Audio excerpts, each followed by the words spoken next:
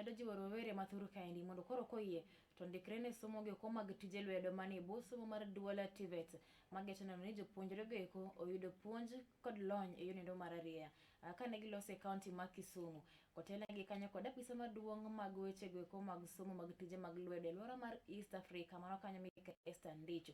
Gilero kanyo ni somo mar duol Tvet en mano endo madhi konyo rowere mathoth e yudo thuolo mag tije pacho kaendi koda kamago eko mantiere pinje go eko maoko.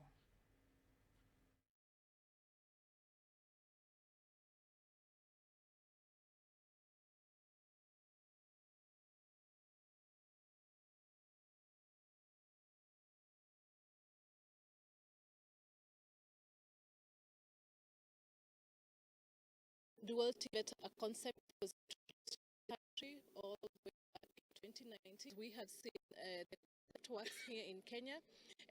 With all the stakeholders here, we are here to, we have brought the Tibet institutions and their partnering companies, and we have our high schoolers and also our junior school trainees here to be able to understand what happens in dual Tibet and to create it as a model of training in our Tibet institutions. The intricacy in dual training is such that it cannot leave out recognition of prior learning.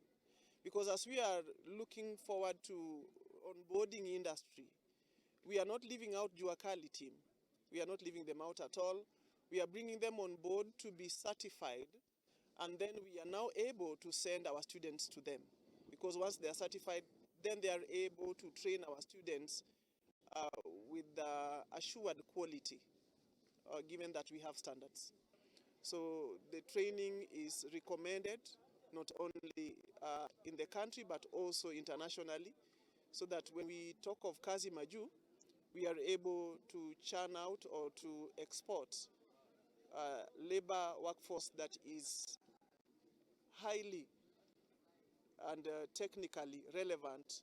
Kwa hivyo tukaona ya kwamba sasa tuweze kuelimisha wanafunzi katika mfumo ambao hatutakuwa na ule mwanya ama skills gap kati ya mahitaji ya viwanda na mafunzo ambayo tunatoa kama vyuo vya Tvet.